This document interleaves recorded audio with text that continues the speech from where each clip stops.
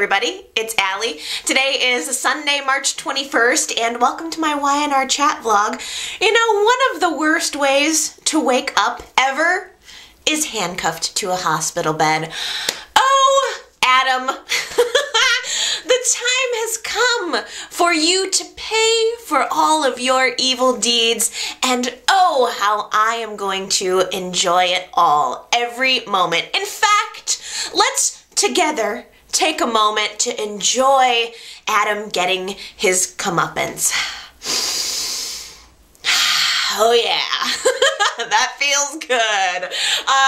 Sharon filed for an annulment this week. Not even a divorce, an annulment. Like the entire marriage didn't even happen. And I am not feeling one little ounce of sympathy for Adam right now. And in fact, he's not getting any sympathy from anyone in Genoa City. It was kind of funny because Jack and Victor were on the cell phone this week while Adam was lying in the hospital bed. Jack was inquiring as to how Adam was doing, and Victor was like, well, he's fine. And Jack said, well, we can always hope for a setback. So pretty much everybody in Genoa City is hating Adam. He has no allies whatsoever. And now Patty is going to be his psychiatrist. Karma is rough, Adam. Just real rough. I personally think that he's gonna find a way to fake his own death. And in fact, I really think he was planning on faking his own death before the entire cabin thing happened. There was a reason why we saw that diner scene with that guy. I think Adam was gonna fake his own death at that point. I noticed right away that the guy looked exactly like Adam, strikingly so. So I think possibly Adam was going to try to fake his own death at that point, but he saw that the guy had a kid and then decided not to. But I don't know, that was Adam's conscience striking before the whole cabin incident occurred. It's like now that all of his lies have exploded all over the place, I think it's a whole new ballgame. And personally, I think that Adam will kill himself before he'll let them drag him back to jail. So this is a really terrible time for Ashley. She's realizing that she's probably, potentially, going to lose 2 babies. That's a lot to handle within the span of 1 week. And the possibility of having to hand her new daughter over to Nick and Sharon was almost too much for her this week. She packed her bags and went to the airport, and luckily she ran into Tucker while she was there, and she had a really good conversation with him. I'm liking Tucker more and more every week. In fact, if it wasn't for Neil and my liking Neil and Ashley's new relationship, I would think that a Tucker and Ashley relationship would be very interesting.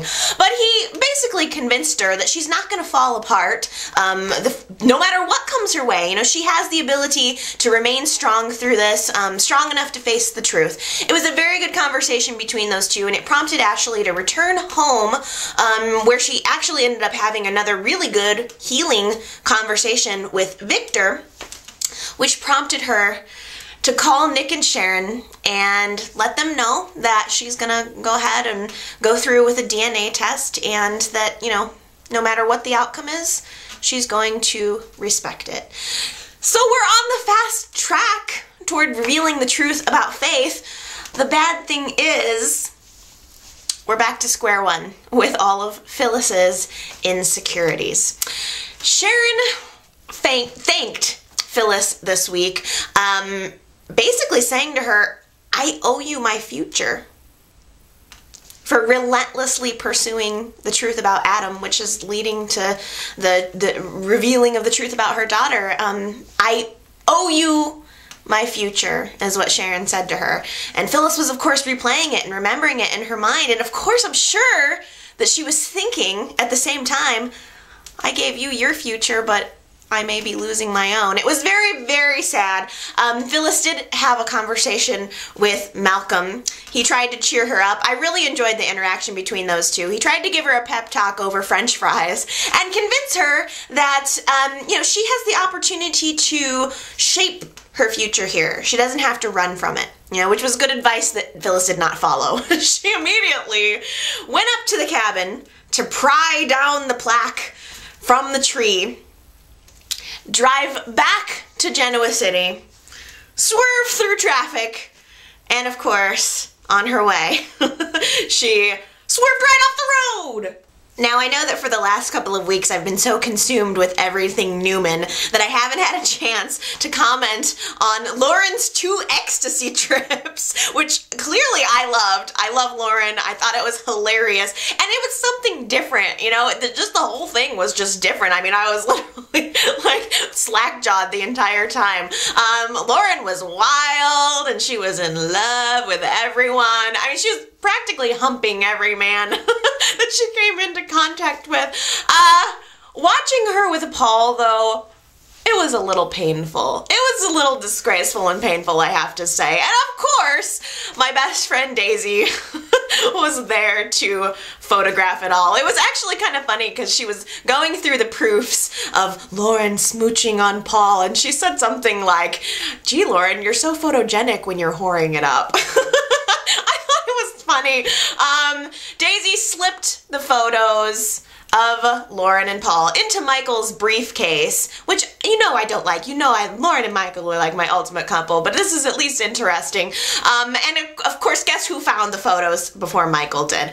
Kevin. And he's lovelorn right now. This is a man who thinks that his wife just left him. He's a walking disaster. And don't even ask me what I think about what's gonna happen with Jana, because at this point I don't even know. I mean, there's no clues. She's just stuck at this point. But I definitely don't want Lauren and Michael to break up.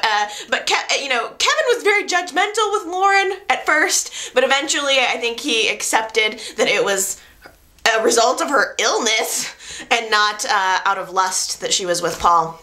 So now it's Lauren's job to tell Michael about her hanky-panky time with Paul, which should be interesting. Yeah, I think that we're gonna see a Michael-Paul confrontation happening in the very near future. I was very sad to learn that Lily's cancer has still not gone away. And of course, I was like, ugh, when she decided to lie to everyone about it. It was very noble. You know, Lily didn't want to worry everyone in her family, and she didn't want Kane to do something rash. And I liked the dynamic between Lily and Daniel. That's been interesting, but YNR, isn't it time to move on from the cancer storyline? Can we please just give Lily her life back?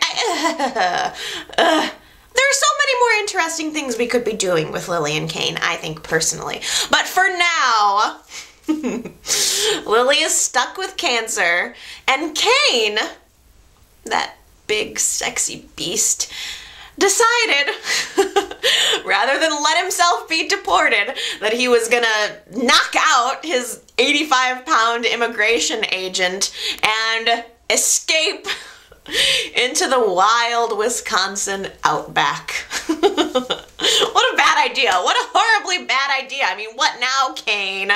Is he gonna be a wanted man? I mean, you know they're just gonna catch him, and then what? They're gonna take him to court. He's gonna explain that he had to do it because he's in love with his wife, and there's gonna be a great speech probably to the judge, and then the judge is just gonna go, okay, you can stay. I don't know. I just don't know. And by the way, when was the last time you ever heard of anybody getting deported back to Australia? Okay, well, those are my thoughts for this week. You know, I've been working on a little something special for you guys. It's rolling around in my brain. It's in the brainstorming phases right now, but I think I'm gonna have something really cool and interesting to show you guys within the next couple of weeks. It'll be creative and different. So that's it for now. I hope you guys are having a wonderful week and that you're enjoying the show.